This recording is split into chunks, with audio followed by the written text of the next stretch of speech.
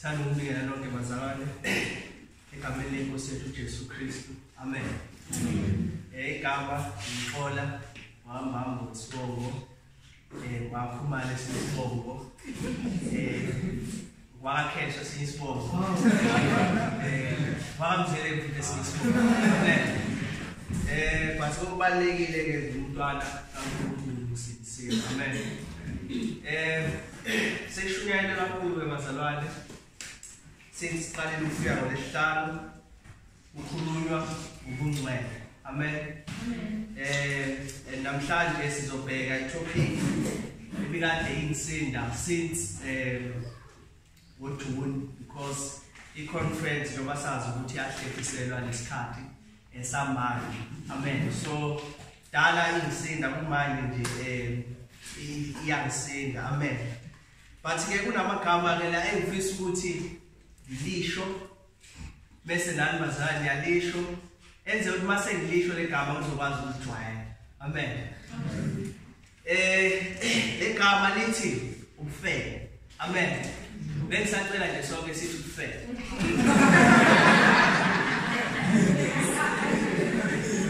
Amen. Bengisacela nje sonke sithi ufele. Praise the Lord. So now mase ngilibiza abazalwane ngikwazi ukulibiza la. Ngicela ngise 1 Corinthians chapter number 6. Abase Corinthians chapter number 6.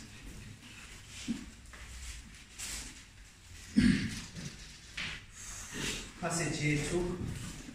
We'll read from verse number 12 to verse number 20. From verse number 12 to verse number 20. 1 Corinthians chapter number 6, verse number 12, verse number 20. Ufundeka konke kuvunyelwe kimi, kepha akusizi konke. Konke kuvunyelwe kimi, kepha mina anginakubuswa lutho. Ukudla kungokwesisu, nesisu singesokudla. Kepha uNkulunkulu uyakuqeda ubili. Kepha umzimba asiwo owokufela. Ungowenkosi lenkosi ingeyomzimba. Verse number 14. Kepha uNkulunkulu wayivusa inkosi nathi uyakusivusa ngamandla akhe. Anazini ukuthi imizimba yenu izitha zikaKristu na? Pho ngithathe izitho zikaKristu ngizenze izitho zesifebe na? Qhala kanye. Kepha anazini ukuthi ohlangana nesifebe ungumzimba munye naso na? Ukuba uthi yena labo ababili bayakuba nyamanye. Kepha ohlangene nenkosi ungumoya munye naye. Balekelani ufele. Zonke izona zenzayo umuntu zingaphandle komzimba. Kepha wenza ufele wona wakho umzimba.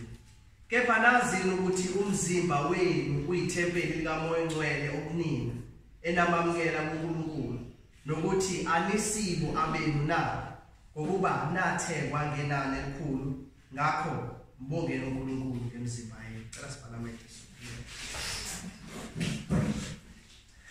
uNkulunkulu wethu ophakemeyo, uNkulunkulu wethu ongcwele, ongumnini amandla onke, uNkulunkulu obusayo, siyabonga umnini amandla onke ukuhlanganisa kule ndawo ekuseni. uNkulunkulu wethu ongcwele ukuzozwa izwi lakho. uNkulunkulu wethu onamandla usukhulume kakhulu kumnini amandla onke ngezwi lakho. Namanje inkosi siyathandaza uphinde ukhulumisa nenhliziyo zethu. uNkulunkulu wethu ongcwele siyakhuleka umnini amandla onke ukuthi usiphe uqonda konke. uNkulunkulu wethu ophakemeyo usize uNkulunkulu wethu ongcwele ukuthi siobheke izwi lakho umnini amandla onke singaquestion. Siyathandaza uNkulunkulu wethu ongcwele ukuthi kube khona clear communication yezwi lakho uNkulunkulu wethu namandla ukuze sonke kule ndawo siphume uNkulunkulu wethu ongcwele siprofitile kulo. Baba wethu olungileyo, ngiyakhuleka ukuthi ukhazimulise uJesu Kristu ngalesi sikhathi. Ungipha amandla uNkulunkulu wethu ongcwele ukuchaza izwi lakho njengalokho wena uNkulunkulu wethu onamandla ufisa ukudlulisa kubantwana bakho. Konke lokhu sicela egameni lenkosi yethu Jesu Kristu. Amen. Le ncwadi ke bazalwane siyazi ibhalwe uApostle Paul ebhalela abazalwane baseKorinte. But kule passage esifundile from verse number 12 to verse number 20 sibona imiyalo ewu2. We see 2 commandments. Okusho ukuthi kule myalo ewu2 imyalo ekumele obheke wona wonke umuntu ozibiza ukuthi umzalwane noma uJesu Kristu uyinkosi yakhe. Kule myalo ewu2 imyalo esithi i-timeless truth noma imyalo eyiqiniso engapheli. Lento ichaza ukuthi lokhu uMapostle Paul wayekusho kubazalwane baseKorinte is the same thing ayishoyo nakuthina. Amen. Uthi uJohn chapter 2 verse number 4. Lo othi ngiyamazi engagcini imiyalo yakhe ungumqambi manga, iqiniso alikho kuye. Amen. Okusho ukuthi kule miyalo uApostle Paul akhuluma ngayo la emibili, imiyalo ekumele obheke wona wonke umuntu ozibiza ukuthi umzalwane. Okusho njengoba sila akekho umuntu ole excuse ukuthi mina angeke ngize ngobheke umyalo. Kahle kahle uma uzibiza ukuthi uJesu uyinkosi yakho kumele obheke lemiyalo yo2. Amen. La uApostle Paul usinikeza imiyalo yo2 and kuyona yonke into engizoyisho ngizoku-encourage noma ngizokugqugquzela ukuthi obheke lemiyalo yo2. Okusho ukuthi mangabe uphuma la into ofana uyazi ukuthi nazi into engifuna ukuzobheka noma nazi into engifuna ukwenza njani ukuyozenza. Amen. So la sifunde khona ke imiyalo yo2 esiyitholayo. Umyalo oqala uthi balekelani ubufebe. Amen. Balekelani ubufebe. Mase umyalo wesibili uthi mbongeni uNkulunkulu ngemizimba yenu. Okusho ukuthi uPaul la usinikeza ama-commandment noma imiyalo yo2, oqala u-negative, owesibili u-positive. uPaul utshela ukuthi baleka at the same time akakushiyi kanjalo ukuthi ubaleke lapho. Uyakutshela ukuthi uyabaleka, mangabe ubaleka ubalekele ekutheni wenze njani umbongo uNkulunkulu ngomzimba wakho. Amen. Basoqala ngomyalo owodwa because le myalo le i-connected. Okusho ukuthi umyalo oqala uzokulidela emyalweni wesibili. Okusho ukuthi if uobey umyalo oqala kufanele uobey umyalo wesingaphi wesibili. Umyalo oqala ke ngifuna sikhulume ngalo verse number 20. Verse number 20 ufundeka kanje ubhiwa khona. Ngakho ke mbongeni uNkulunkulu emzimbeni yenu. Naye commandment uNkulunkulu ayitshela mina nawe namhlanje, naye intando kaNkulunkulu, naye ke funa uJesu Kristu inkosi yakho uthi mbonge uNkulunkulu ngani ngomzimba wakho. Okusho ukuthi kulo mzimba onawo, the physical body onawo, kumele ubonge bani? uNkulunkulu. But umbuzo fanele sibuze wona ukuthi ichaza ukuthini ukubonga uNkulunkulu ngomzimba wakho. Lethi ichaza ukuthi ngomzimba wakho kumele ukhazimulise bani? uNkulunkulu. Ngomzimba wakho kumele udumise bani? uNkulunkulu. Okusho ukuthi yona yonke into oyenzayo kumele kube yinto ethokozisa bani? uNkulunkulu. Amen. Okusho ukuthi yonke into oyenza ngomzimba wakho kumele uyenzele bani? uNkulunkulu. Yonke into oyenza ngomzimba wakho kumele uyenze ngenxa kaNkulunkulu. Amen. Ngalo ndlela uzokwenza njani? Uzokukhazimulisa uNkulunkulu. Lo mbuzo ehleli sibuza wona ubuzo wona wonke umuntu ukuthi kungani siphile emhlabeni? Why are we living? Why uJesu Kristu angavela kusindise bese akuthatha uhambe ezulwini noma the same time usindiswa uhambe ezulwini? Kungani uNkulunkulu wavela wakusindisa bese waphinde wakubuyisela kulomhlaba u-evil kangaka, kulomhlaba ogcwele isono kangaka? uNkulunkulu ukubuyise kulomhlaba noma ukushiye kulomhlaba ukuthi uphilele abantu, uphilele. And ezinye zezinto kumele uphilele ngayo uNkulunkulu yini? Umzimba wakho. Amen. Awusho ukuthi mongazi ukuthi ngiphilelani noma ungazi ukuthi kumele ngimenzeleni uNkulunkulu, into ethokozisa uNkulunkulu ukuthi uphilele uNkulunkulu ngani? Ngomzimba wakho. Amen. Tela nje seku 1 Corinthians chapter number 10 verse number 31. 1 Corinthians chapter number 10 verse number 31.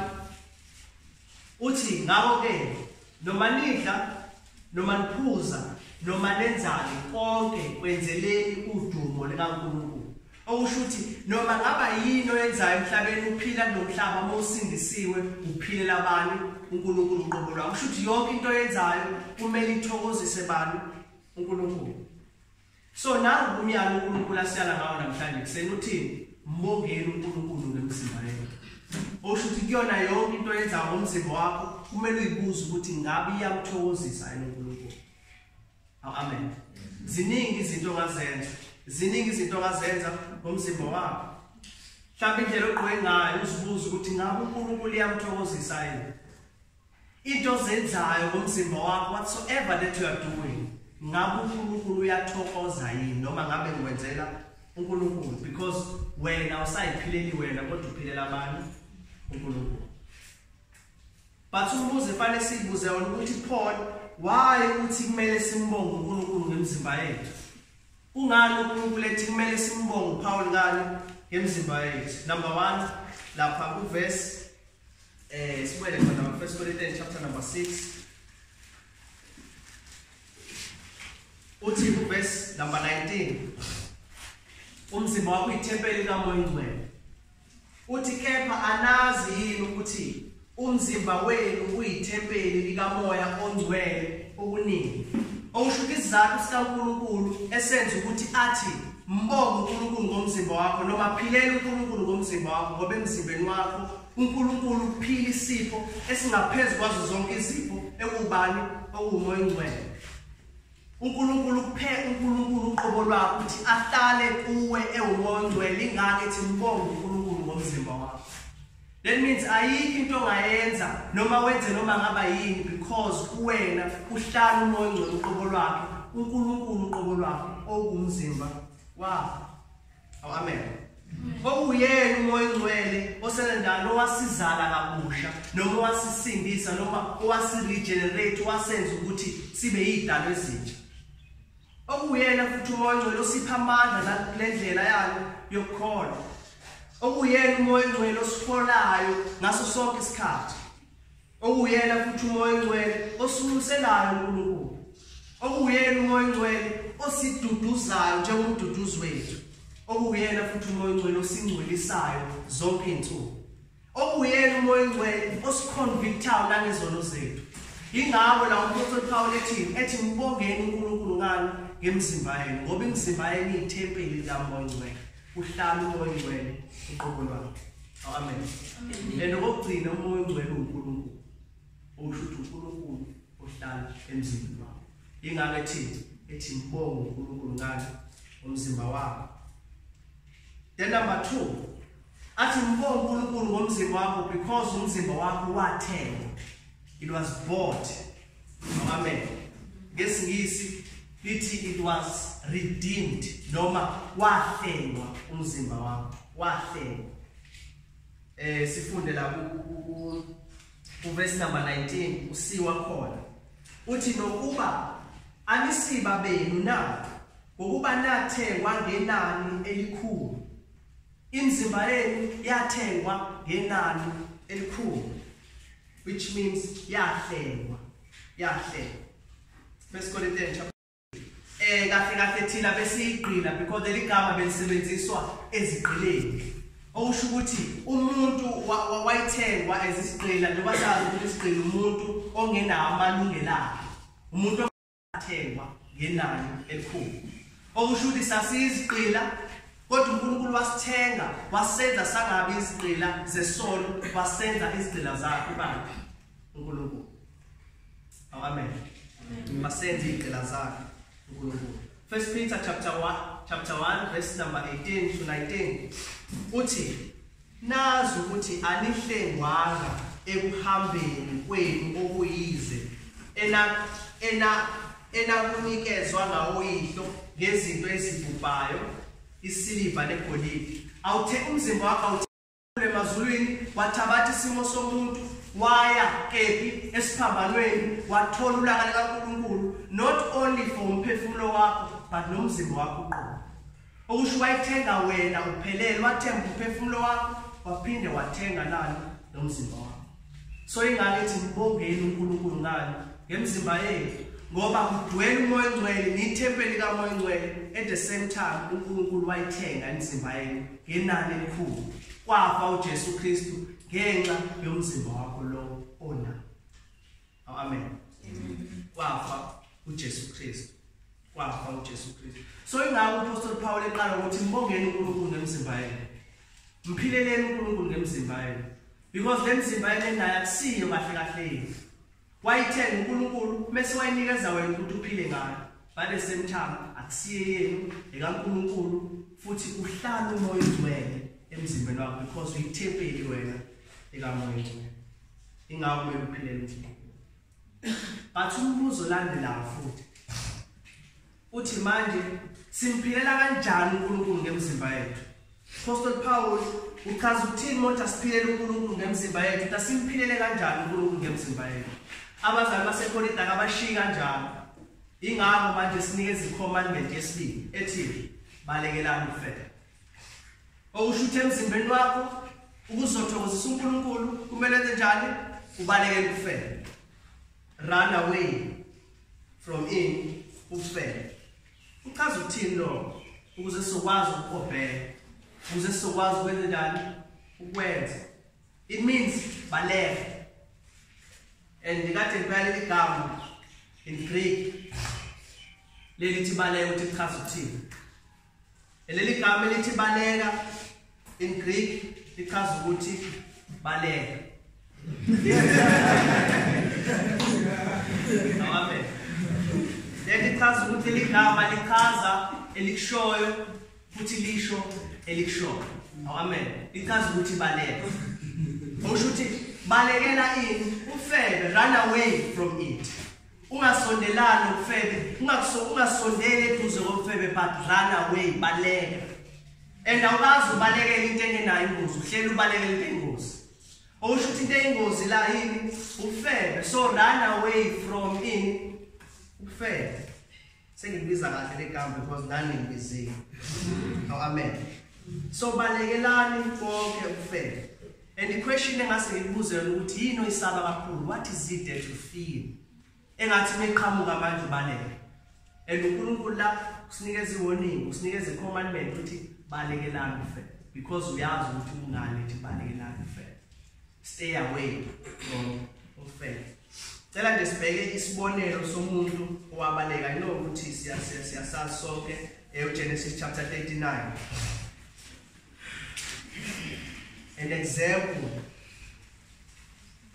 yomuntu obalekela ufebe. La sibona uJosepha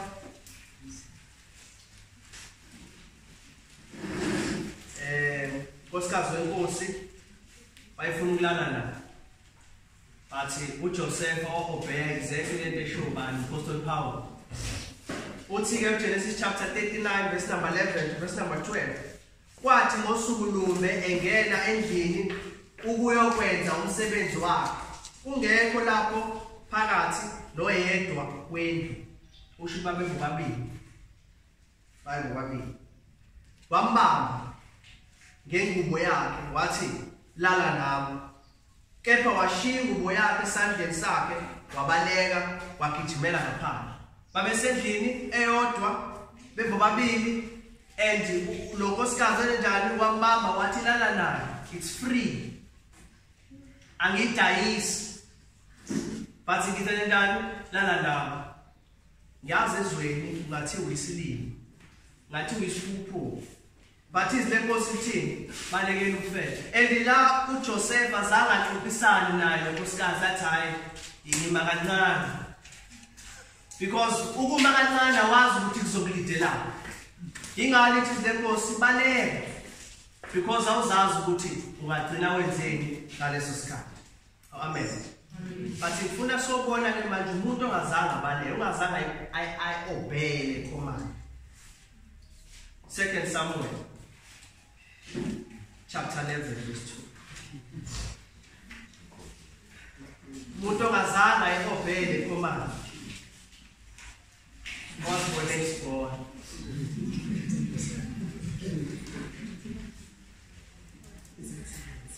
Second Samuel chapter 2, chapter 11 verse number 2. Kwathi kusihlwa uDavide wavuka embhedeni wahamba uphahleni wendlu yenkosi wabona esesophahleni owesifazane ngeza owesifazane wayemuhle kakhulu ebukeke. So uDavide la ulele enmevuka uvukela ophahleni wayambele. uDavide la esikhundleni athi emebona owesifazane abalele instead wenza njalo aqhubeka wahamba lithi iBhayibheli wabona owesifazane egeza owesifazane wayemuhle. Enibuze fanele simbuze uDavid ukuthi umbone kanjani owesifazane muhle? Uzupay attention umbone ukuthi muhle awubale ngani David. Elapheli kanjani lithi ebukeke okusho ukuthi wambona ukuthi uyageza wambona ukuthi muhle waphinde wambhekisisa ubona cha ukuthi uyabukeka lo wesifazane wangabaleka ingabo kwagcina senenjani eselalena bafuna verse number 4 lithi iBhayibheli uDavid wathuma izithunywa wamthatha wangena kuye walala naye ngokuba wayehlambulukile yena engcolweni kwakhe wabuyela ekhaya. Shuthi wafika uDavid wenza lento ayenzayo bese njani wathi kuduka saying right. Amen. So uDavid azange abaleke la. Instead wapay attention. Ingakho simbona kwenzeke lokho kwenzekile kuyena. Amen. So iBhayibheli melithi baleka run away. Don't stay with into ezokwenza ukuthi wenze ini ufebe. But leli gama ke manje uthi ufebe lichaza ukuthini? Siyazi ukuthi kulesikhathi esikusona bangase leli gama lufebe especially isiZulwini. Mabe kuthiwa umuntu uyisifebe sazi ukuthi umuntu onamadoda amaningi noma oneyintombi eziningi bese kuthiwa cha usibani uyafeba noma uyisifebe. But iBhayibheli alichaza kanjalo. Leli gama elithi isifebe noma sexual immorality in English lisho upornea. Amen. La khama khona igama elithi pornography. Leli gama incazelo yalithi umuntu osuke enikela ngobungcwele bakhe. Okusho ukuthi usuke uyigcinile ungcwele wena. Ungazifakanga kwinto elidele efebeni. But at the same time mangabe ukhomita ufebe noma wenza ufebe usuke unikela ngobungcwele bakhe. You are surrendering your what? Your purity. Njengalo i-conference le ithi sexual purity usho ukuthi ugcina ini sexual purity yakho ye-lifestyle. But nama ngabukhomita ipornea usunikela ngabo ini ubungcwele bakho. And later ibonakala kahle lapha kwi-Old Testament kuGenesis chapter number 34. Genesis chapter 34. Genesis chapter 34 from verse number 1 to 5. Udala nje uDana indodakazi kaLeya amzalela yona uJakobe waphuma ukuyobona amadodakazi alelozwe. uShekemu indodana kaHamori umHivi inkosi yezwe wambona wamthatha walala naye wamona. Then verse number 3 inhliziyo yakhe yabambelela kuDani indodakazi kaJakobe wayithanda intombi wakhuluma kuyo inhliziyo yentombi. uShekemu wakhuluma kuyise uHamori wathi ngithathele le ntombazana ibe ngumkami. uJakobe wezwa ukuthi ungcolisile indodakazi yakhe uDani. Amen. So after uLeya enze lokho wayekwenzile indodakazi kaBani kaJakobe, uJakobe lalithi iBhayibheli wezwa ukuthi indodakazi yakhe enzenjani ingcolisile because inikele ngani ngepurity yakhe bese kanjani kwamukela umngcwabo. Ingakho verse number 31 after amadodana kaJakobe setholile konke lokho abulala zonke insizwa zalapho kuleyo ndawo leyo. Mangabe babuza ulokhuzana uJakobe verse number 31 uthi basebethi ngabe bemenza udade wethu isifebe na because lo bhuti wayenza udade wabo ini isifebe. noJesu Kristu kuMark chapter number 7 uthi akumngcolisi umuntu owenza njani ongenayo kodwa ungcolisa owenza njani ukuphumayo. Mesabala ukuthi yini engcolisa umuntu and lapho abale leli gama ubani upornea okusho ukuthi yini ufebe. Amen. okusho ukuthi awungcoli kuphela ngokusuwenze physical but mangabe enhlizweni yakho uzindla ngokufebe noma ucommit sexual immorality in your heart then nalapho wenza njalo unikela ngani ubungcwele bakho uyazingcolisa amen.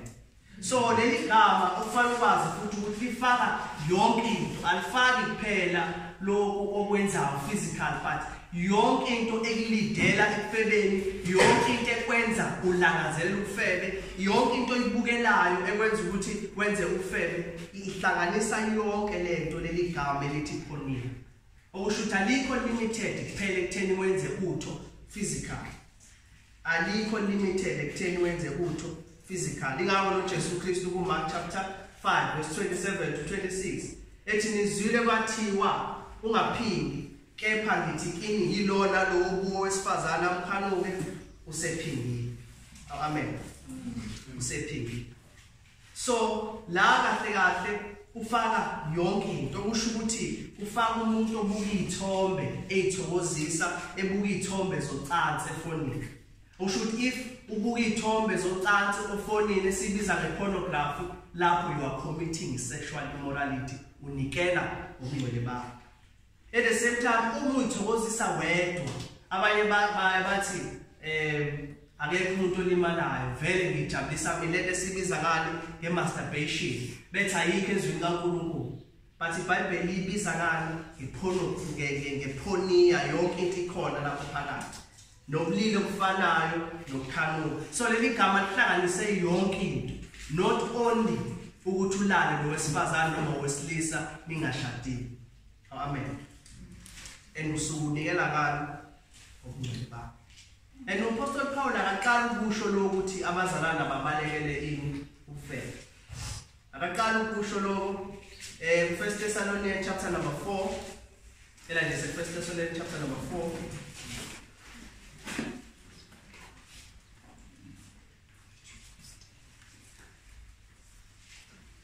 From verse 1 uthi elokugcina bazalwane siyanxusa siyanyala ngeNkosi uJesu ukuba njengalokho nakwamukela kithi ukuba nifanele ukuhamba ngomthokozisa kanjani uNkulunkulu. My favorite word baripatele. Amen. Ukuhamba okuchaza i-lifestyle yakho ukuthi kumele uyiphathe kanjani njengomntwana kaNkulunkulu. Njengalokho nihamba kanjalo manivame kakhulu kulokho. Okusho ukuthi into ezothokozisa uNkulunkulu, i-lifestyle noma indlela ophila ngayo ezothokozisa uNkulunkulu, uthi vamani kuyo because vele nihamba ngayo. Verse number 2. Ngokuba niyayazi imiyalo esaninika yona ngayo iNkosi yethu. Okusho ukuthi nawo umyalo kabani kaJesu Kristu. Verse number 3. Ngokuba lokhu kuyintando kaNkulunkulu, nayo ethande kaNkulunkulu. Ifuna ukwazi ukuthi yini uNkulunkulu ayithandayo empilweni yakho naye. Uthi ukungcweliswa kwenu, ukuthi enjani ingcweliswa. Ningcweliswa kanjani? Ukuba nidede emfebeni. Naye uNkulunkulu ayithandayo ukuthi ningcweliswe, eningcweliswa kanjani? Ukuthi nidede kephi emfebeni. Bese uverse number 7 athi ngokuba uNkulunkulu kasibizelanga amanyala. Okusho ukuthi ufebe uyini bamanyala, kepha wasibizela ubungcwele. Nayo uNkulunkulu asibizele yona. If ufuna ukupursue into empilweni noma ufuna ukugijimela into noma khona ufuna ukuyenza ithongoza uNkulunkulu, ubungcwele. Amen. Ubungcwele. Athi verse number 8, ngakho ke owalayo akala umuntu kepha wala uNkulunkulu yena oninika umoya wakhe ongcwele. Okusho ukuthi umuntu owala le commandment noma lo myalo othi balekelana ukufebe akala umuntu, akala uApostle Paul, but wala bani uNkulunkulu uqobo lwakhe, wala uNkulunkulu uqobo lwakhe. So nangama commandment awu2 ekumele so-obey. Number 1, simbonge uNkulunkulu ngemizimba yethu. Simbonga kanjani uNkulunkulu ngemizimba yethu? Ukuthi sibalekele ini ubufebe noma sidede ebufebeni. But ke manje sesikhulume kakhulu, asikakhulumi ukuthi uApostle Paul uzakhulume ngalento nje kubazali baseKorinthi. Why uApostle Paul ethi bazali baseKorinthi balekelana ukufebe? Ungani? Ingenxa ukuthi khona la eKorinthi uApostle Paul wabona ukuthi khona ufebe noma kwakukhona ufebe kephi eKorinthi. siye la chapter 5 from verse 1 to verse number 2. So uMapostle Paul ulungisa vele issue ekhona eKorinte. Okusho ukuthi ebandleni kaNkulunkulu athi chapter number 1 bebabiza athi nina ngabangcwele futhi nibizelwe ubungcwele futhi niyibandla kaNkulunkulu. At the same time kulolo bandla khona ipornea noma khona sexual immorality noma ubufebe. Then verse number 1 verse number 2 uthi kuyezwakala ngempela ukuthi kukhona ubufebe phakathi kwenu inside the church. Futhi ubufebe bohlobo olungekho ngisho nokwabezizwe okusho nangaphandle ababutolerate ubufebe.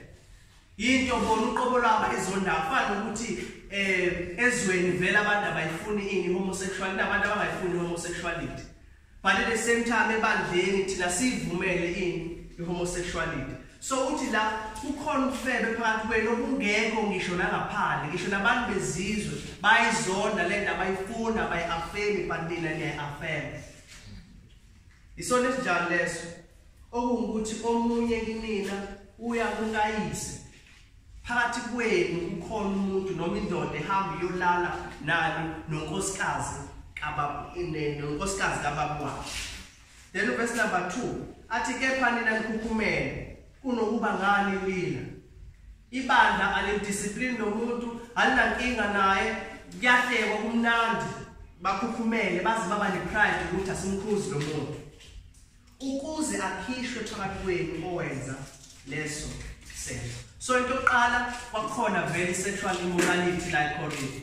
Ingakho uMapostle Paul ethi bongani uNkulunkulu nemizimba yenu. Okwesibili lapha chapter number 6 incwadi from verse 15 to verse number 16. Uthi anazi ukuthi imizimba yenu izitho zikaKristu na. Pho ngithathe izitho zikaKristu ngizenze izitho zesifebe na? Qala kanti. Kepha nazi ukuthi ohlangana nesifebe umzimba munye naso na. Ngokuba uthi yena labo babili bayakuba nyamana. Amen. La inkinga ebikhona eKorinte kahle kahle kwayile igama elithi Korinte lichaza ukuyinikela ku-sexual immorality.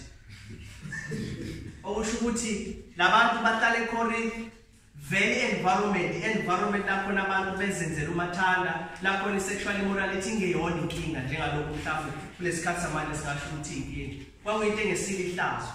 Okusho ukuthi la kwakhona amathempeli ayikhona la kwakhonza khona uNkulunkulu besex. La khona kwakhona abantu abedayisa ngomzimba bedayisa khona etempelini ngaphakathi. So into eyenzeka la abazalwane baseKorinte babesuka eKorinte bahambe baye lapha emathempelini bayothenga abantu besifazane.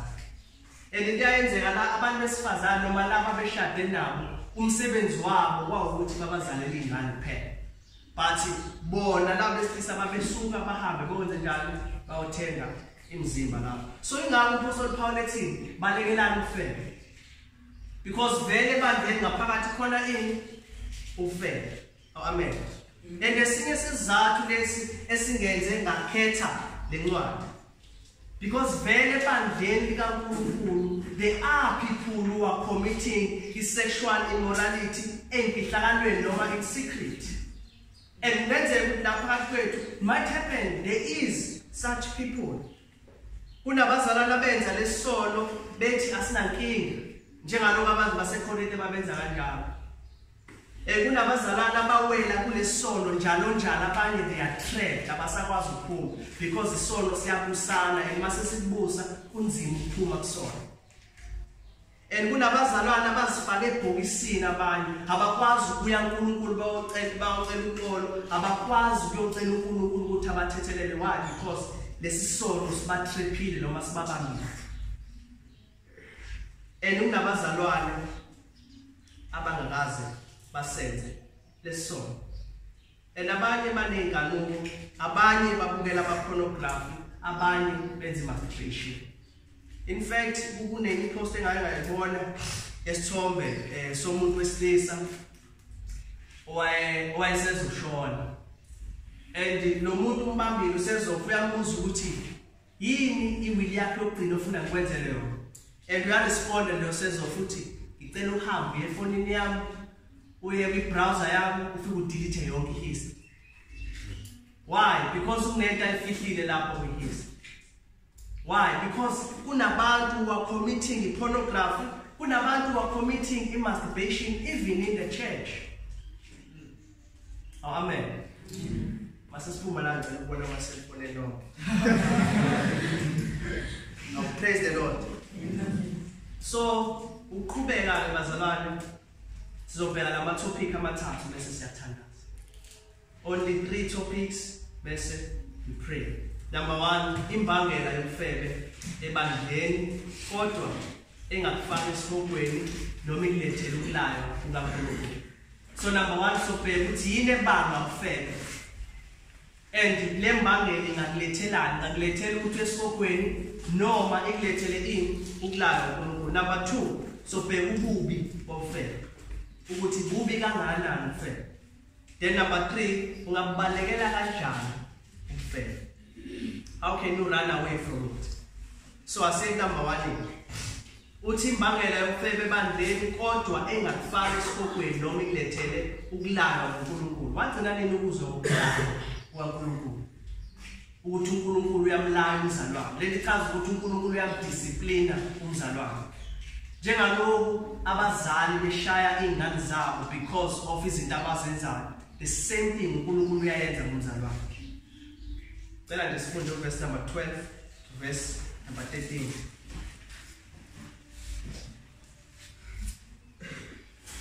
Yini eyayenza abazali baseKorinte benze umfebe? Number 1. Konke kuvunyelwe kimi kepha akusizi konke. Konke kuvunyelwe kimi kepha anginakubuswa lutho. Anginakubuswa lutho. So la abazali baseKorinte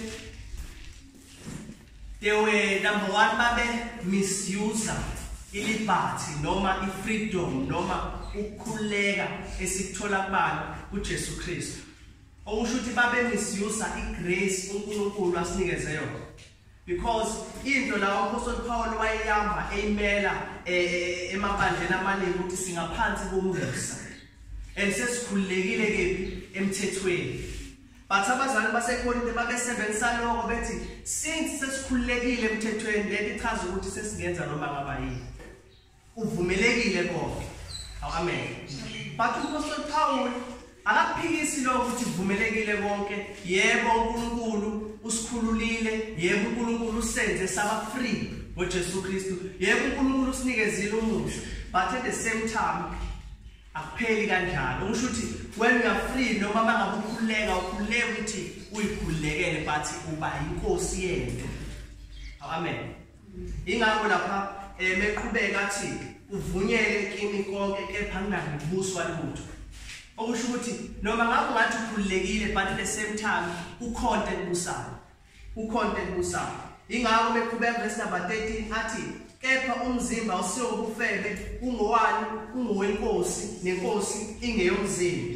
La uzama ukuveza ukuthi noma ngabe umuntu ekhulekile but uJesu Kristu sayinkosi yakhe. Okusho ukuthi uyakhululwa esonweni but at the same time ubuyela egqileni at the same time. Kanti isigcila sesono wakhulula egqileni besono nomusa but at the same time ubuyela egqileni bani bukaJesu Kristu inkosi yakhe. Amen. Okusho ukuthi you are not free kahle. You are not, yes, you are free, at the same time you are not free. Ngoba uJesu Kristu usayinkosi yakho. Amen. Aphinde futhi uApostle Paul azothi uvunyelwe konke kepha akusizi konke. Yebo kunezinto esingasho ukuthi mhlamba zikho eBhayibhelini esizibona ezizona. But at the same time uApostle Paul uthi kepha akusizi konke. La ukhuluma nge-edification noma ukuthi akuprofiti konke. Amen. Okusho ukuthi if unento let's say ukuthi ayikho eBhayibhelini, i-question ofana uzibuze yona ukuthi ngabe nayo i-profit khona iya-edify mina njengomzalwane. At the same time iyam-edify yini omunye umzalwane. Ingakho chapter number 10 afika akhulume ngokudla. Abazali kade bene-knowledge bethi bakhululekile bangadla noma yini. Ababuza ukuthi lokudla engikudlayo, I mean abatshela ukuthi lokudla engikudlayo uma kumlimaza omunye umzalwane njenjani izokuyeka. Amen. Izokuyeka. So i-freedom yakhe uApostle Paul uyayiqualify. Uthi yebo ngi-free at the same time akusizi konke. Yebo ngi-free at the same time angikho free kuJesu Kristu. Okusho ukuthi uJesu Kristu yini uyinkosi yami. Mhlawumbe siphinde si-edwa kwesithathu lapha verse number 20. Khona konke okwenzayo yebo free. Ngabe kuyamthokozisa yini uNkulunkulu lo? Because 10 commandment yesibili ukuthokozisa abantu uNkulunkulu. So inkinga le uApostle Paul ekade naye babandlela amaningi naseGalatia mabe siya Galatians chapter number 5. Galatians chapter number 5 verse number 13.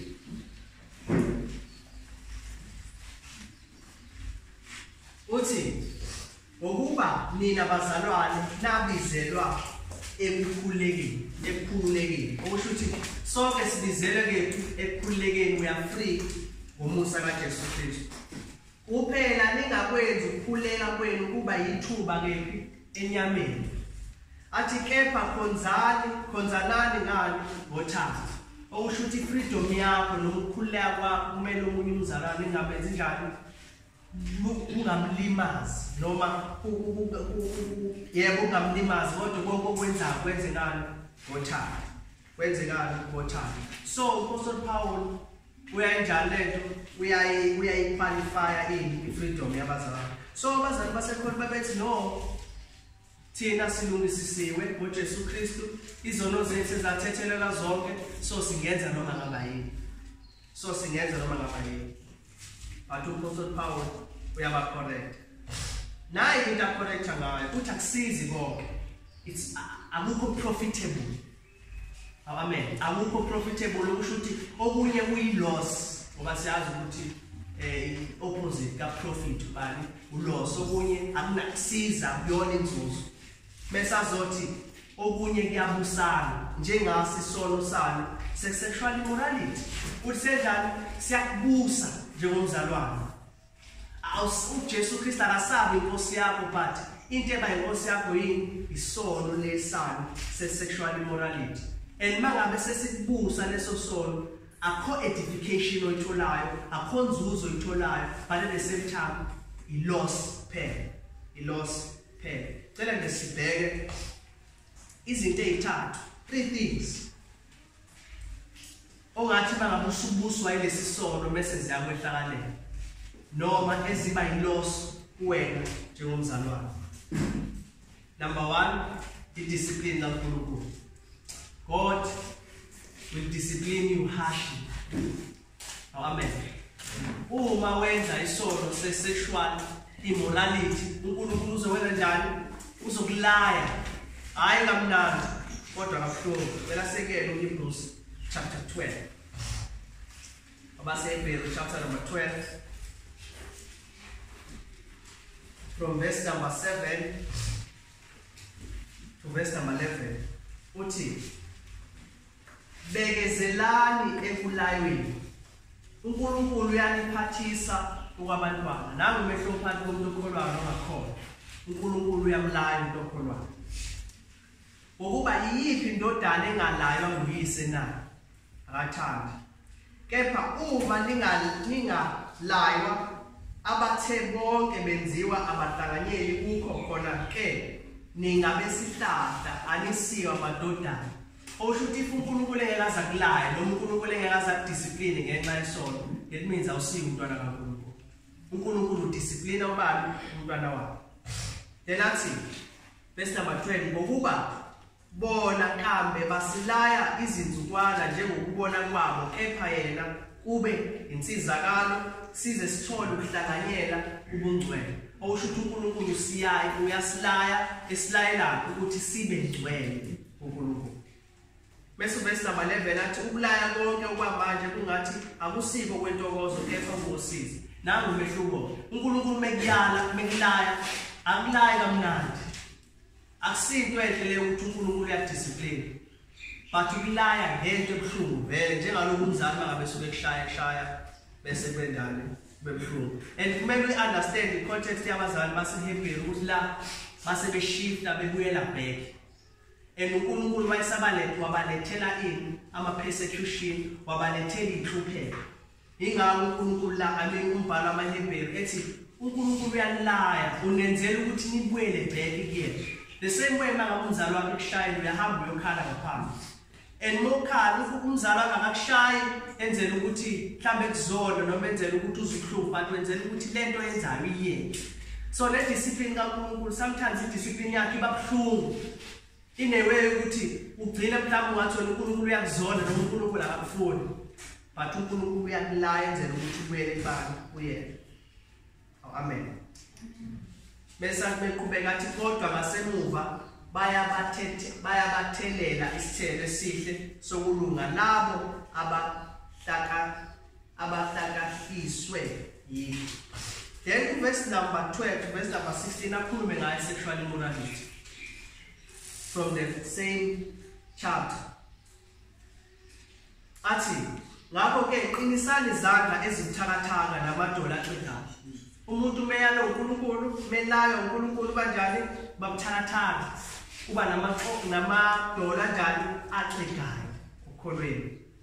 Nenzelwe izinyawo zenu izindlela eziqondileyo kuba okuqugayo kungaphinyazeki. Kepha kunalokho kuphulukiswa. Zamelana ukuthula nabo bonke nokungcweliswa okungenakho angeyibona inkosi. Qaphelisise ungabikho osilelayo emseni kaNkulunkulu funa kumile impande imbe ebabayo inixobise kungcoliswe abaningi yiyo ungabikho oyisifebe noma odumazayo njengo-Esau wathengisa ngezibulo lakhe ngesipho sinye. Amen. So umbhalo wamaHebrews la uyaveza ukuthi abazali baseHebheru babeyelayo ubani uNkulunkulu. And one of the things why disciplinela yona ukuthi babenjani they were committing in sexual immorality nongakholwa lokho ngasemuva. Cela ngesibone esinye isibonelo lapha ku 1 Corinthians chapter number 11. uNkulunkulu ediscipline ibandla ngenxa ukuthi ibandla alenzi kahle.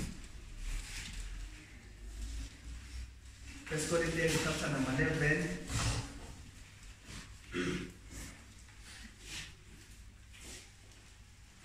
from verse 29 verse number 32.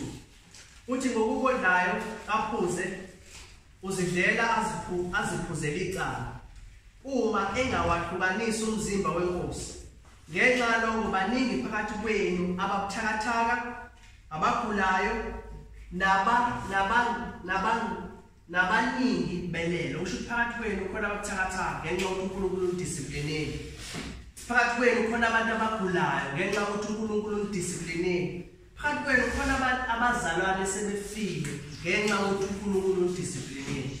Usho ukuthi uNkulunkulu uyabadisciplina abantwana bakhe. Ingakho verse number 32 athi kepha nxa sahlulelwa siyalwa noma siyalaywa inkosi ukuze singalahlwa kanye nezwe. Amen. Then in chapter 10 verse number 8 another example uthi futhi asingenzi ubufebe njengalokho abanye kubo benza ubufebe bafa ngalosuku lunye abayizinkulungwane ezingamashumi 20. God disciplining abantu because of sexual immorality. So uNkulunkulu uyamdiscipline umzali wakhe.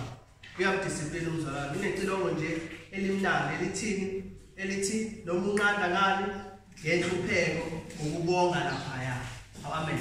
So uNkulunkulu uyakunqanda ngani ngenhlupheko noma ngobuhlungu enzele ezokwenza njani ezobuyisa. Ingakho kumele senjani sibaleke ufebe. Not only that, akusikho lokho kuphela. Number 2, asikho isono esinezinkinga ngaphezulu kwalesi.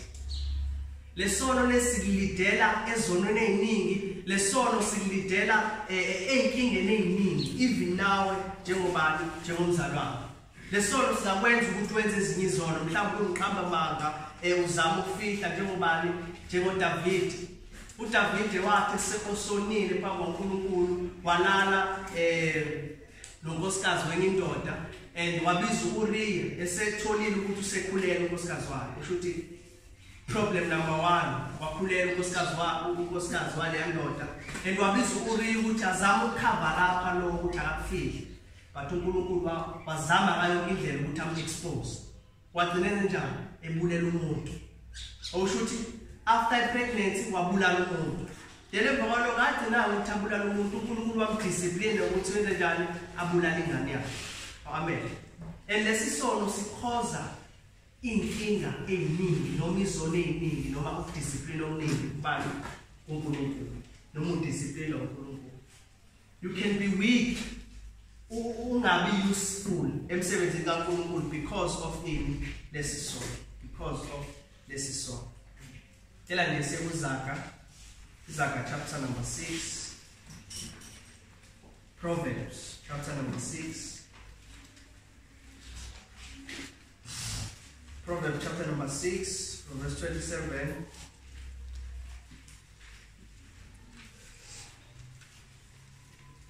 to 29. Let's see.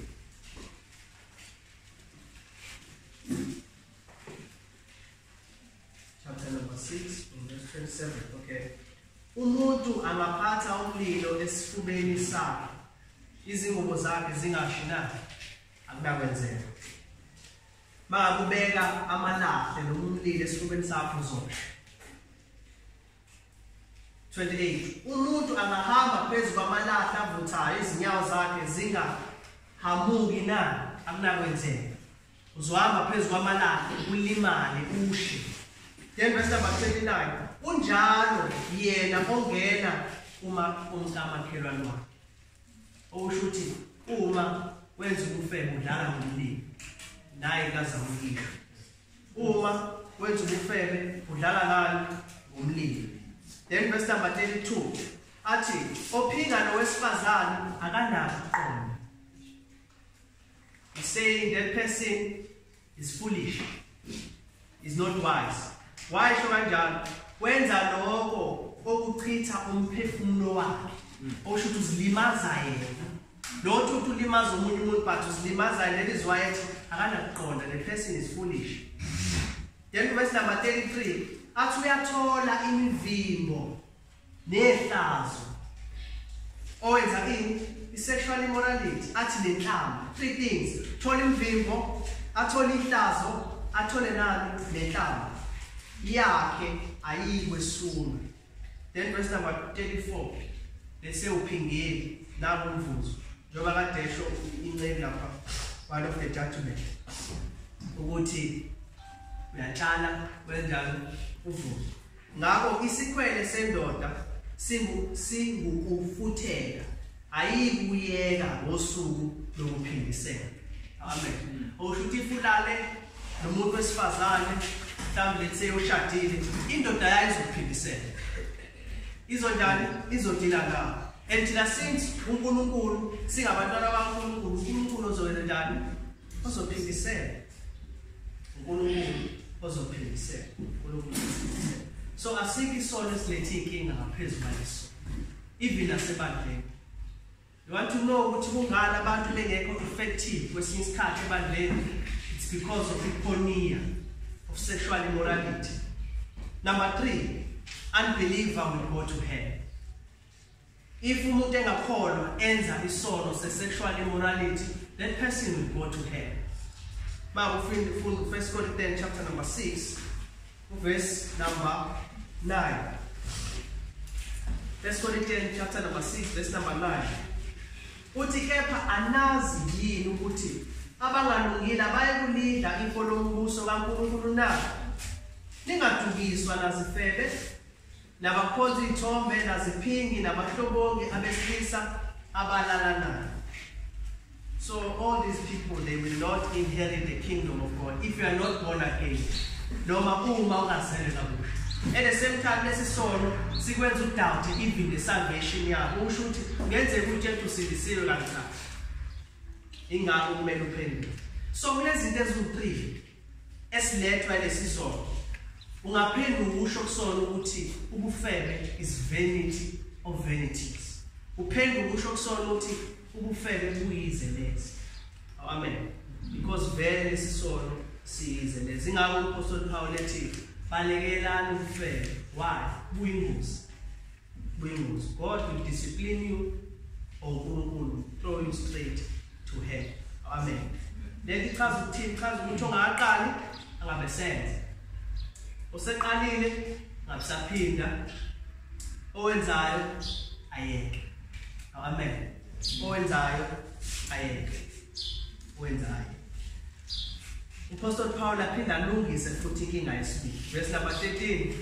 Ukudla kungokwesisu lesisu singesokudla kepha uNkulunkulu uyawuqeda kokubili kepha umzimba siyokufela. So abazali baseKorinte another argument ababenza ukuthi benze ukufela bethi no, since ukudla kwenzelwa isisu lesisu senzela ukudla kanjalo umuntu wadalwe nama desires esex. So kanjalo isex yenzelwa ama desires kanjalo nama desires enzela isex. And lelo kuzali lesijwayelele even nasezweni la khona abantu bebuza ukuthi uNkulunkulu wathi isex isono ungani wasinikeza ama desires. Why did God give us ama desires if ngempela isex isono? But umbuzo ngasibuzo lo muntu ukuthi akazazi ukuthi isono. Wonke umuntu okhona emhlabeni wawela esonweni noma uyisoni imvelo yakhe inature yalo yesono. Nokuthi yonke imizwa yakho yonke into ekuwena iaffectwe yini isono. Okusho ukuthi wena unenkinga neyani ne self control ungakholwa. Uma ungenawo umoya ongcwele awunayo self control. That is why iBhayibheli lithi kumele sihambe ngani umoya. And ukhamba ngomoya umoya ongcwele wasinikeza ini self control. Okusho ukuthi ifuna ukulwa nokufebe exercise in self control because very self control unayo ubani umoya ongcwele. Amen. Number 2, uNkulunkulu wathi make create sex wayihlonipha ngendlela emangasayo ukuthi ayiprotect ngalo umshado. Okusho ukuthi ingenziwa ngaphandle komshado but yenzele kephi ngaphakathi emshadweni because of zonke ley'nkinga ezenzakalayo.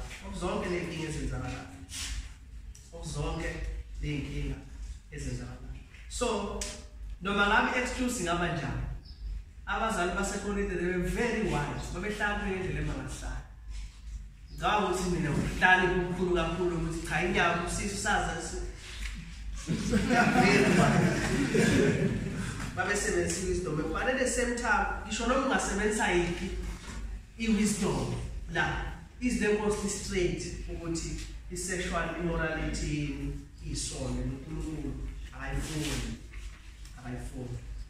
Then enye into ababeyisebenzisa babethi uNkulunkulu uzoqeda futhi uNkulunkulu uzoqeda ngesisu aqede nangani nangomzimba. So asenze sexual immorality lethi chaza ukuthi umphefumulo wami usindisiwe kodwa inyama yami kanjani ayisindisiwe. So angenze njani angenze isono ngenyama yami.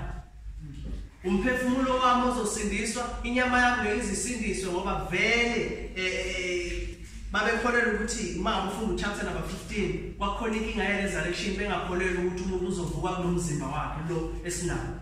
So ingakho babethi cha ngale mzimba yethu ngoba vele izovuka asenze ini sexual immorality. So these people were very wise babehlala ngendlela ebangasayo babekhamba nezinto ezintswembu ngempela ukuthi bagcine beyitholile lento abanjani abayifunayo. Bagcine beyitholile lento abayifunayo. But at the same time uApostle Paul uyadila nayo lonto leyo ukuthi umzimba uzoqedwa.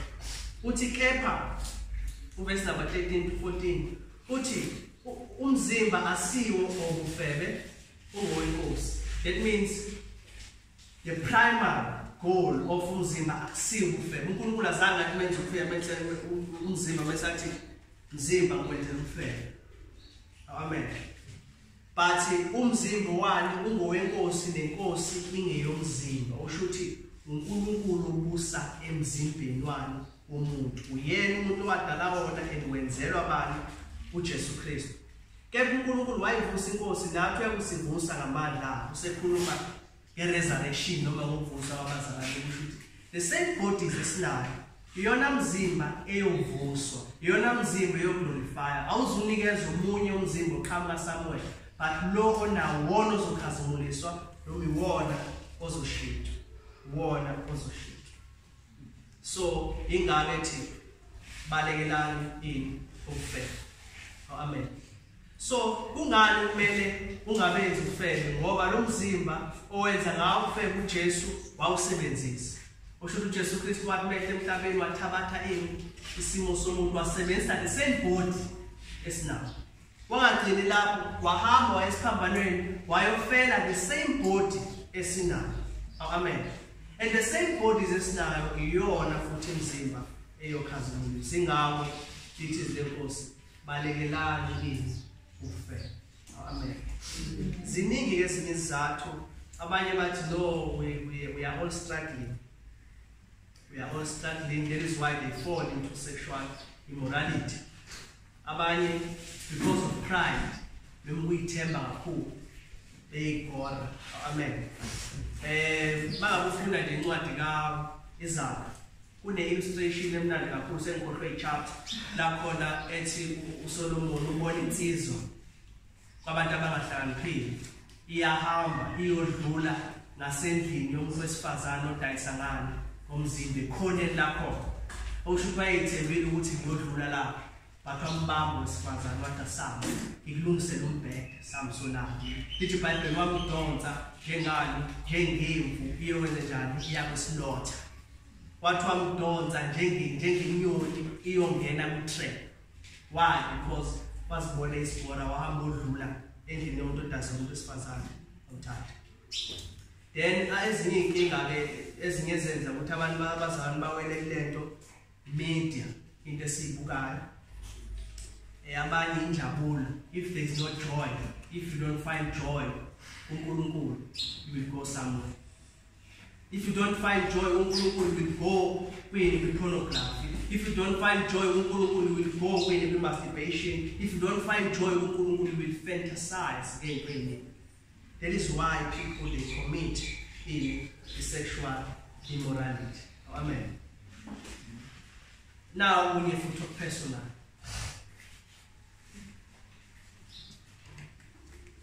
Brothers, nayibheke inini ekumele uvikela abantu osisi. iBhayibheli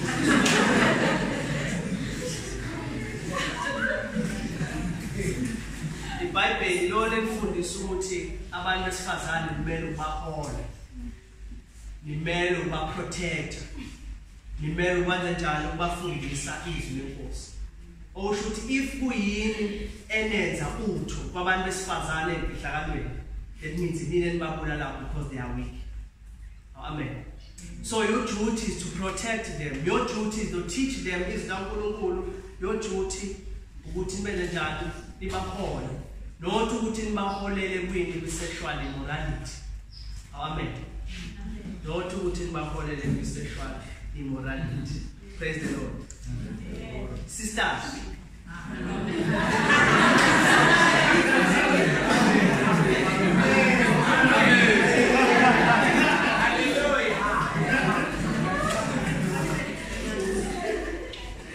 These brothers are weak. Amen. Labazalwane, they are very, very weak. Kakhulu futhi. And inini efaka ngabe niyabaprotecta kwi-weakness here. Okusho ukuthi akusinini efaka ngabe niyabasajusa noma niveze utho elingabenza bagcine sebecommit sexual immorality nabo. Okusho ukuthi inini efaka ngabe niprotecta bona, at the same time inini efaka ngabe niprotecta bona. Amen. Amen. So that in there was a sexual immorality in the church to protect one another. 1 Timothy chapter number 5.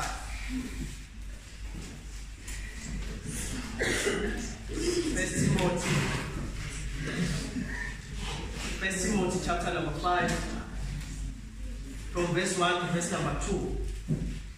Uthi ungayikhanyi indoda endala. Apostle Paul ukhuluma noTimothy ukuthi fane adile kanjani nabantu in the church.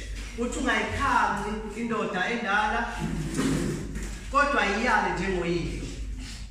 Namadoda amasha njengabafowenu. Shuthi umtreata umfowenu njengomfowenu. Abesifazana abadala njengawonyoko nabesifazana abasha njengawodadewenu ngenhlanzeko ephelele. Ushuthi sitreatana njengani? Brothers and sisters. Yonke samunisho le ukuthi we treat each other as brothers and sisters. Amen. So uNkulunkulu is warning us ukuthi uzokulaya if wenza ubufebe. He will discipline you njengomntwana wakhe. And if discipline yakhe akusinto emnandi. Akusiyo into emnandi. Number 2, the evilness of sexual immorality. Speaking in 1 Corinthians chapter number 1. The evilness will be the sexual immorality. From verse 15 to 17. Uti, anazi yini, ukuthi imizimba yenu izitho zikaKristu na. Pho ngithathe izitho zikaKristu ngizenze izitho zesifebe na. Qala. Kepha nazi ukuthi ohlala nesifebe umzimba munye naso na. Nokuthi uthi yena laba babili bayakuba nyamanye kepha ohlangene nenkosi ungumoya munye naso na. Amen. Umuntu owenza ubufebe noma into enza ukuthi ubalekele lesono ngenxa yokuthi lesono sibi. It's very evil, even apart from Elesi sono siyamhlambalaza uJesu Kristu. Siyamhlambalaza uJesu Kristu, elesi sono siyamthuka uJesu Kristu. Akazi ukuthi inhlamba engabizi ngathi sithuka ngayo uJesu Kristu, kodwa siyamthuka uJesu Kristu. Amen.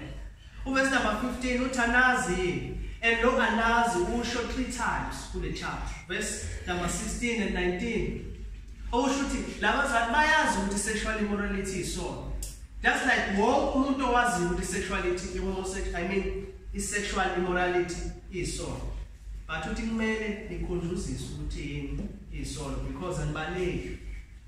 Anazi ukuthi imizimba yenu izitho zikaKristu na. Umbuzo mbumbulo, rhetorical question. And impendulo yakho ithi yebo ezikaKristu. And lokho sikuthola kahle 1 Corinthians chapter number 12 uyachaza ethi ngokuba njengoba umzimba omunye unezitho eziningi nezitho zonke zomzimba nokuba ziziningi zingumzimba munye kunjalo uKristu. Okusho thina sonke singumzimba kabani kaKristu Jesu. uJesu yini uyinhloko yethu. Athi ngokuba ngokamoya munye thina sonke sabhaphathiselwe emzimbeni munye.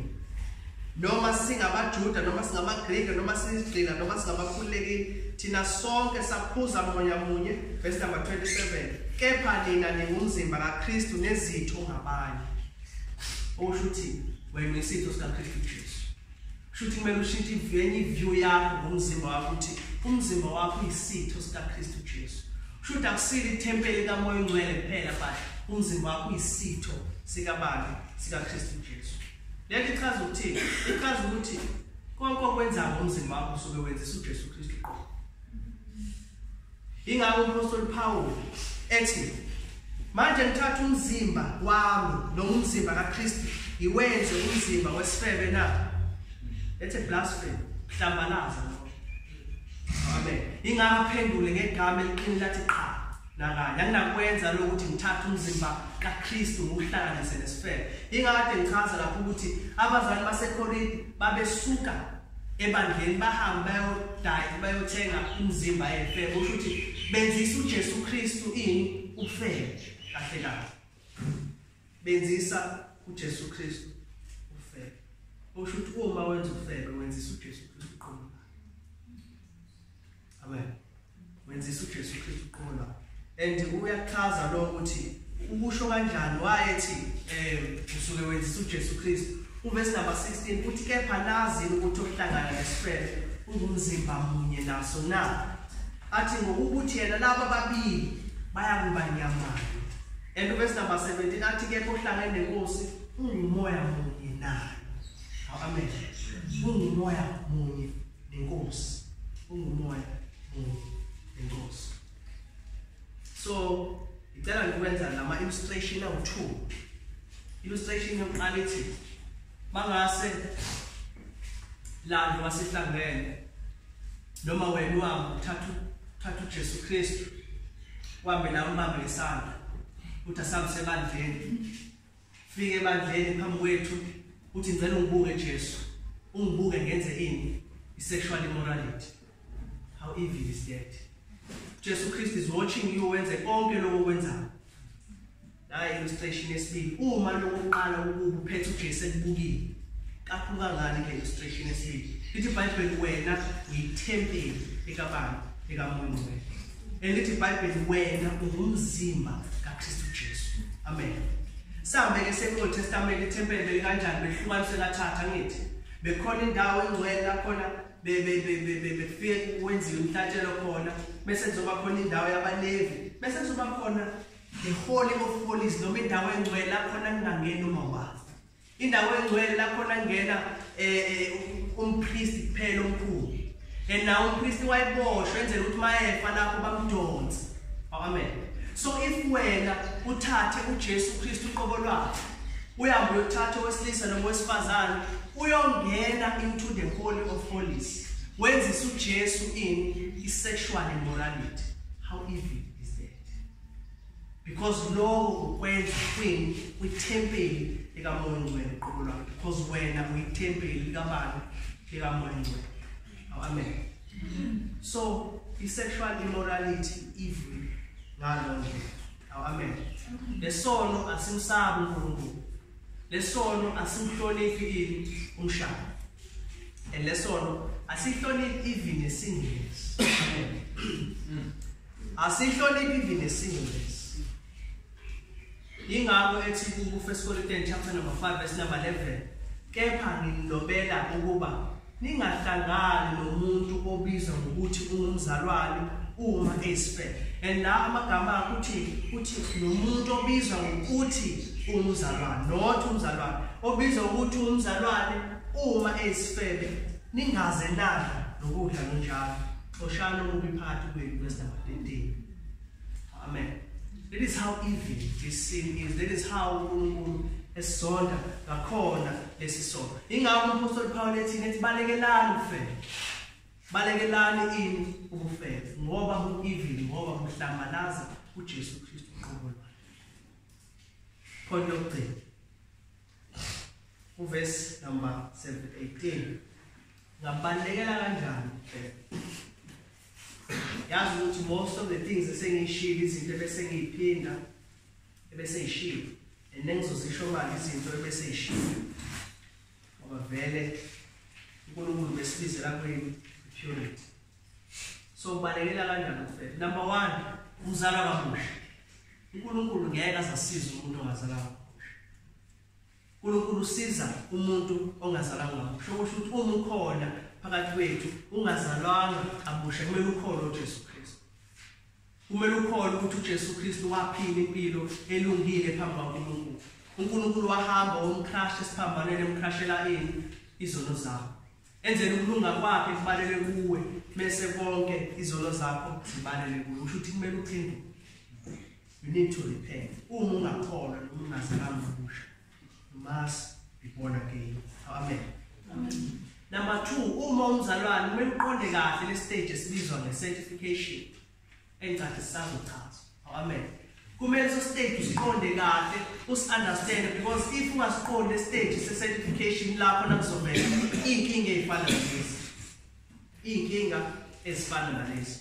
Kwi-sanctification siyazi ukuthi wena usukusebenza, at the same time is the Holy Spirit osukusebenza. Osho ukuthi njengoba kade chaza ukuthi 100% owenza manje 100%. Amen.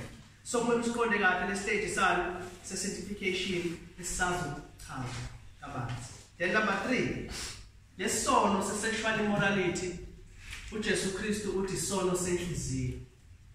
Akusiso kuphela isono esphysically kuphele kanjalo outside, kusho ukuthi into esenhlizweni yakho le. Ingake ethi kuphuma ngaphakathi.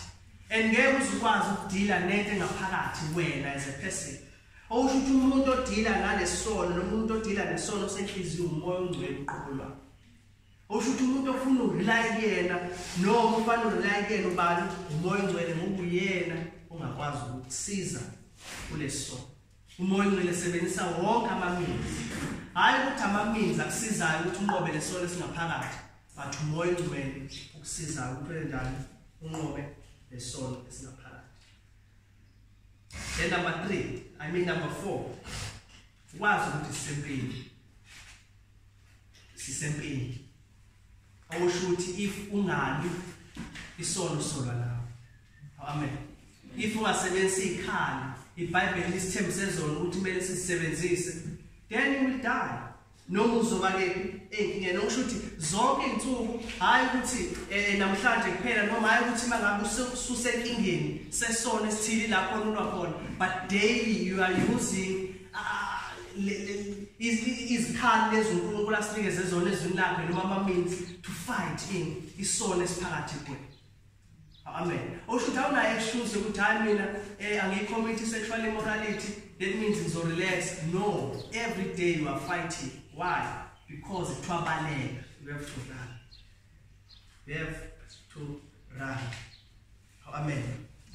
Like I said, Romans chapter number 13.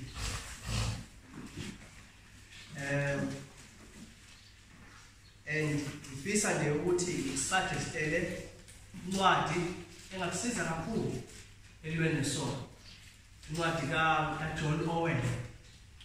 Indoda ebizwa ngoJohn Owen.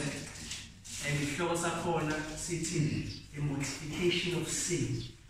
Should ukubulala isono. Read that book and izosiza kakhulu.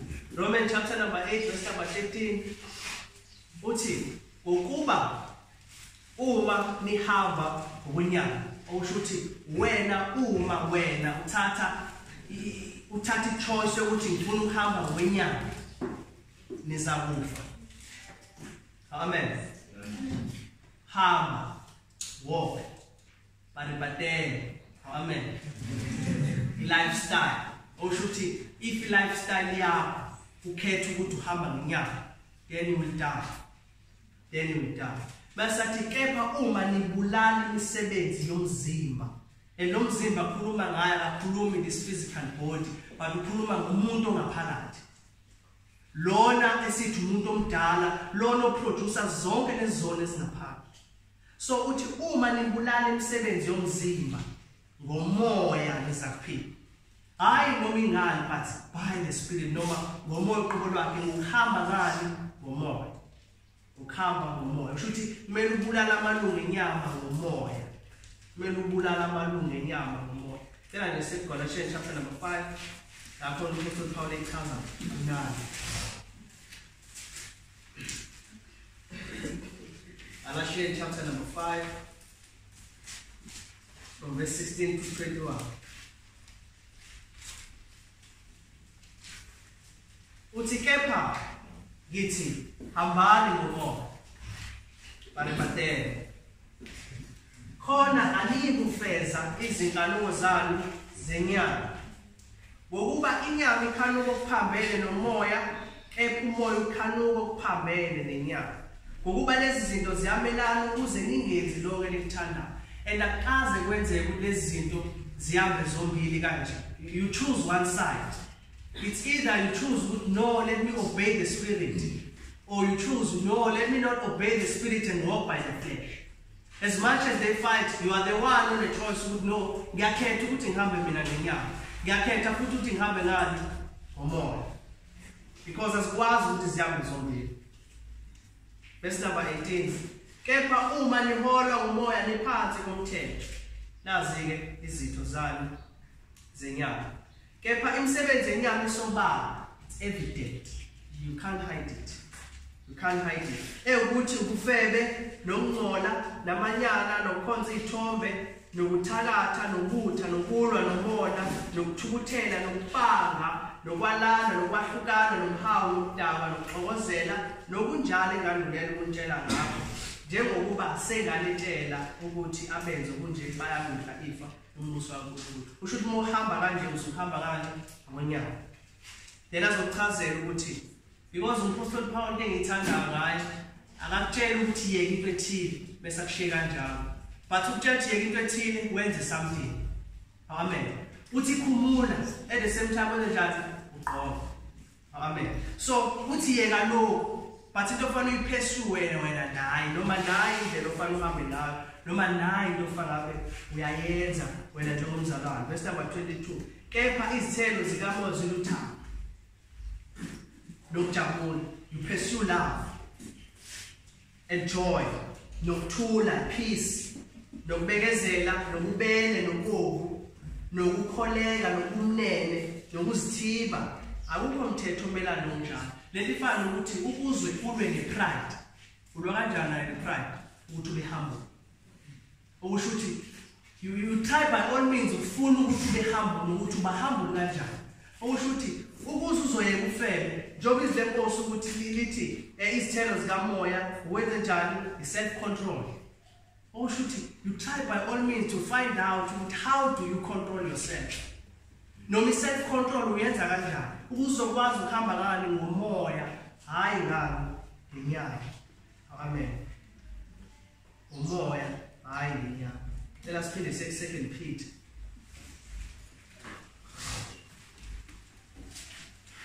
Second Peter chapter 1. From verse 3 to verse number 8. Uthi njengokuba amandla akhe uNkulunkulu esinike konke okuqondene nokuphila nokumesaba uNkulunkulu. uNkulunkulu usinikeze yonke into esizoyidinga for godliness. Okusho ukuthi thina singasebenzisi lokhu uNkulunkulu asinikeze yona ukuthi sikwazi ukuphila impilo enjani engcwele. Athi uNkulunkulu ngokumazi yena owasibiza ngenkazimulo nobuhle bakhe. Verse number 4. Esiphiwe ngakho izithembiso eziyigugu kakhulukazi. Ziningi izithembiso uNkulunkulu asinikeze yona ezulapha. And lezi thembiso izona esisenza ukuthi siphatheke kwi-godliness noma empilweni enjani engcwele.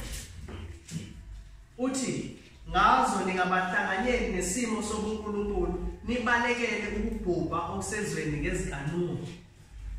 Then verse number 5. Ngaloko nengezeni inkuthalo shuthi uyasebenza. Uyakhuthala, you work hard. You work hard ekutheni wenzeni. Inkuthalo yonke nelekele ubuhle. Ekukholweni nasebuhleni ukwazi. Shuthi you work hard ekutheni ukukholwa kwakho kube kuhle. Usebenzele ini? Knowledge yabana ne-obedience. Athi nasekwazini ukuyithiba, uthi sowazi usebenzele ukuyithiba ukuthi uyithiba kanjani. Nasekuyithibeni ukukhuthazela. Nasekukhuthazeni ukumesaba uNkulunkulu, nasekumesabeni uNkulunkulu, ukuthanda abazalwane, nasekubathandela abazalwane uthando. Ngokuba uma nenza lezi zinto ngokuba uma lezi zinto zikhona kini zivama ziyanenza ningabi ngabavilaphayo nabanga nazithele kwazini uNkosi yethu uJesu Kristu. Amen. And amanye amamizi it's prayer. It's prayer, you pray. And prayer ebuyibe specific ukhulekela sanctification noma to seek ukungcwele. Uthi uNkulunkulu umusondela kuye nawe uyakusondela kubani wena. Number 2, study the word of God. Ufunda izwi kaNkulunkulu. Not ukuthi udebate. Not ukuthi wazi kakhulu kunabanye. Not futhi ukuthi uprepare noma ufunde izwi lenkosi so that you can go and prepare mhlawumbe uyopreach izwi lenkosi. But ufunde izwi lenkosi so that uzokwazi igreatness nokukhulu kukaJesu Kristu. UJesu kuphela ungakwazi ukuthi uthi mangabe usuwazi uJesu Kristu uthi konke kuyizeleza. Ukwazi ukuthi thatha konke nani lo Jesu. Amen. Masokwazi igreatness nokukhulu kukaJesu Kristu. Udevelop uthando kabani lukaJesu Kristu. Passion for Jesus Christ. Most ubona uJohn Hart. Joy ubani kuJesu Kristu. Amen. Ufunde la ubani nangoNkulunkulu. Ama attributes kaNkulunkulu. Who is God? Reminding yourself daily ukuthi ubani uNkulunkulu. Uzikhumbuze nangegospel. Ivangeli uNkulunkulu leli asinikeze lona. Okugcina ufunda nangamaqhawe enkolo. The martyrs, labantu abafela igospel. Those people can encourage you. It's the same thing umbhalo wamaHebheru ayisebenzisa kubazalwane baseHebheru ukuthi bhekana amaqhawe enkolo ukuthi basebenza kanjani. nawe ngokunjalo if ufunda nge-church history ubona abantu abafela uJesu Kristu ubheka amaqhawe enkolo lonto will motivate you to live a godly life, to live a godly life. Amen. Nokuhlanganyela ke nabazalwane. Nokuhlangana. Two things engifisa ukuzisho before the conclusion. If ustaglisha noma unenkinga yesono sephoniya, you have to start your sin. Amen. Kumele usifunde isono sakho. Apostle Paul la wabona i-core issue yesono sabazalwane baseKorinte ukuthi babedidanisa knowledge ababenalo besebenzisa zonke lezi zinto baqonda straight ukuthi adile nalo inkinga leyo. Okusho ukuthi uyazazi le njengomzali ukuthi yini egcina isikwenza usuwenza isona esithile. So dila nalo nto leyo. Studisha ngalo nto leyo. Uyazi ukuthi yini ekwenza ukuthi ube njalo enze uzokwazi ukukhatha off lezo zinto. The same way that they explain izo. Amen. And another thing engasenzeki manje abazali abangasayenzi share ama struggles. Ukuthi mzalwane nginkinge kanje asikhuleke. And why ingasenzeki lento? Because akusekho ukuthembana kubazalwane. Akusekho ukuthembana kubazalwane lizwa abazalwane bengasawashare ama struggles ndawonye. Bengasakhulekisana. So if you are struggling with sin, you go to a person omthemba ushare naye nikhuleke ndawonye bese akuphakamisa ngani? Umkhuleko. Akuphakamisa umkhuleko. Cela nje ukuvala ngale verse kaJesu Kristu. Matthew chapter 5. Matthew chapter 5, 10, verse 27 to 29. Uthi nizwile kwathiwa ungaphingi, kepha mina ngithi kini ilo nalowo obuko wesifazana mkhanuke usephingile naye enhlizweni yakhe. Uma iso lakho lokunene liqhubekisa likhiphe. And lezi izitho ezibaleka kakhulu emzimbeni wakho. Usho ukuthi ngenzeka ukuthi lezi zinto ozosisusa ngabe izinto ezibaleka kakhulu kuwena. Mhlawumbe ngenzeka ukuthi udelete WhatsApp. Amen. Mhlawumbe abazali bazokuncela ukuthi buya WhatsApp. So uma iso lakho lokunene liqhubekisa likhiphe ulahle ngokuba ungcono ukuba ubhubhe iso linye esithweni zakho kunokuba wonke umzimba wakho uphonse esokweni. Noma isandla sakho sokunene siqhubekise sinqume usilahle ngokuba ungcono ukuba ngubhubhe sibe sinye esithweni zakho kunokuba wonke umzimba wakho uphonse esokweni. Amen. Senvala.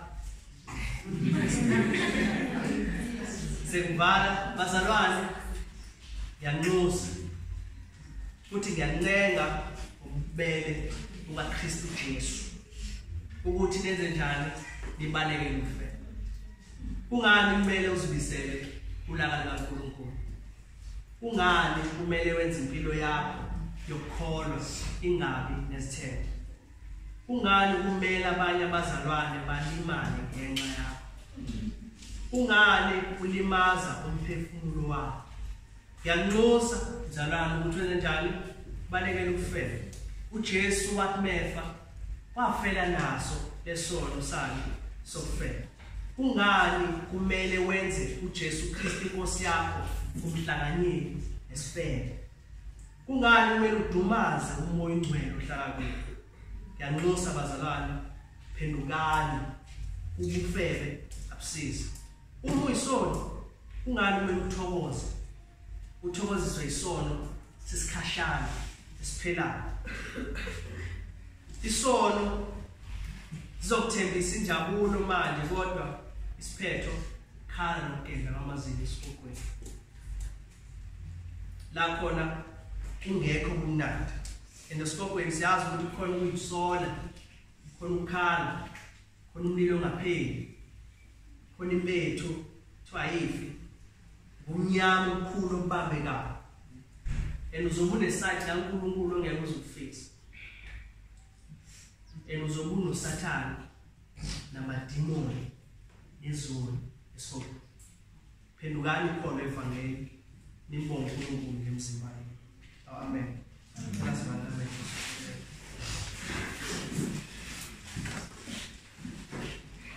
uNkulunkulu wethu ngcwele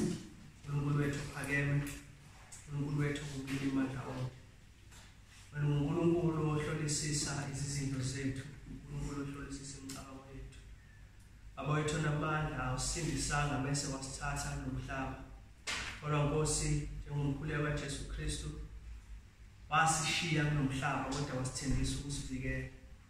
uNkulunkulu wethu ongcwele lapha phakathi kwethu kungenzeka mninimandla wonke ukuthi ukhona uNkulunkulu wethu ongcwele onenkinga yokuthi akwazi ukuphuma.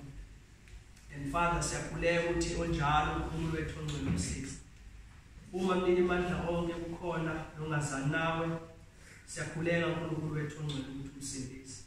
Ngaphezu kwako konke uNkulunkulu wethu onamandla, sambulela uJesu Kristu ukuba uNkulunkulu wethu ongcwele abe muhle, abe precious kithina. uNkulunkulu wethu onamandla abe yi-treasure. uNkulunkulu wethu ongcwele senza ukuthi sidele konke. uNkulunkulu wethu onamandla ngenxa yakhe. Sihlanze uNkulunkulu wethu ongcwele, usithethelele futhi kuzo zonke izono esenzile phambi kobuso bakhe. Igama lakho liphakanyiswe nodumo lakho.